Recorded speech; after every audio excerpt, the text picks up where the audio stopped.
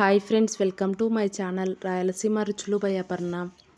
మీలో కనుక ఎవరైనా ఫస్ట్ టైం ఈ ఛానల్ని చూస్తున్నట్లయితే ప్లీజ్ సబ్స్క్రైబ్ చేసుకోండి. అలాగే వీడియో మొత్తం చూశాక లైక్ ఇవ్వడం మాత్రం మర్చిపోవద్దండి.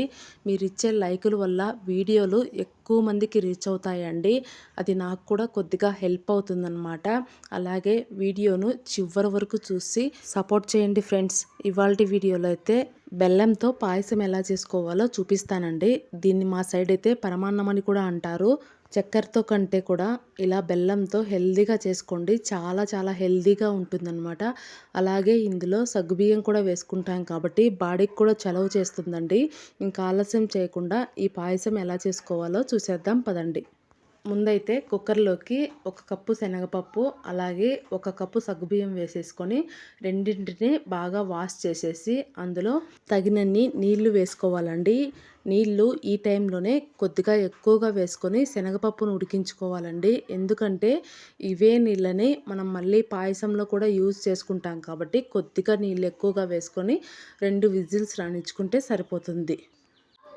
ఈలోపు అయితే ఇంకొక గ్యాస్ పైన ఒక ప్యాన్ పెట్టుకొని అందులో ఒక 2-3 టేబుల్ స్పూన్ల నెయ్యి వేసుకొని అందులో 1 కప్పు సేమియా వేసుకొని సేమియాని దోరగా మీడియం ఫ్లేమ్లో పెట్టుకొని రెడ్ కలర్ వచ్చేంత వరకు ఫ్రై చేసుకొని పక్కన పెట్టేసుకోండి. కుక్కర్ అయితే 2 విజిల్స్ వచ్చిన తర్వాత గ్యాస్ ఆఫ్ చేసేసి ఆవిరి మొత్తం పోయిన తర్వాత కుక్కర్ మూత ఓపెన్ చేసి చూసామంటే శనగపప్పు ఇంకా సగ్గుబియ్యం కరెక్ట్గా ఉడికిపోయి ఉంటాయండి. ఇప్పుడు అందులో ఫ్రై చేసి పెట్టుకున్న సేమియా కూడా వేసేసుకొని గ్యాస్ని హై ఫ్లేమ్లో పెట్టుకొని కొద్దిగా సేమియాని ఉడకనివ్వండి. సేమియా ఉడికిన తర్వాత ఇప్పుడు అందులో బెల్లం పౌడర్ వేసుకోండి. బెల్లం పౌడర్ అనేది క్వాంటిటీతో చెప్పడం కంటే కూడా కొద్దిగా వేసుకుంటూ చెక్ చేసుకుంటూ వేసుకుంటే సరిపోతుందండి. బెల్లం పొడితో పాటు అందులోనే ఎండు కొబ్బరిని చిన్న చిన్న ముక్కలుగా కట్ చేసుకొని వేసుకోండి. అలాగే కొద్దిగా డ్రై ఫ్రూట్స్ని కూడా ఫ్రై చేసుకొని వేసుకోండి. ఇవన్నీ వేసుకున్న తర్వాత గ్యాస్ని ఒక 2-3 నిమిషాలు హై ఫ్లేమ్లో పెట్టుకొని ఉడకనివ్వండి. పాయసం అయితే కొద్దిసేపటికి గట్టిపడిపోతుందనమాట. మరీ గట్టిపడిపోనివ్వకుండా ఇక్కడ వీడియో క్లిప్లో చూపిస్తున్నాను కదా, ఆ కన్సిస్టెన్సీలో వచ్చిన తర్వాత గ్యాస్ ఆఫ్ చేసేసుకోండి.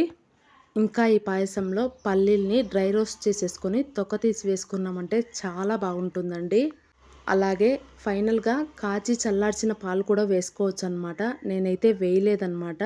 మీరు ఉంటే కనుక కాచి చల్లార్చిన పాలు లాస్ట్లో దించేటప్పుడు వేసేసుకోండి, సరిపోతుందన్నమాట.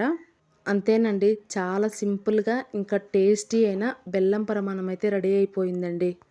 ఈ బెల్లం పరిమాణాన్ని మీరు కూడా ఒకసారి ట్రై చేయండి. ట్రై చేస్తే కనుక మీకు ఎలా కుదిరిందనేది కామెంట్ సెక్షన్లో కామెంట్ చేయండి.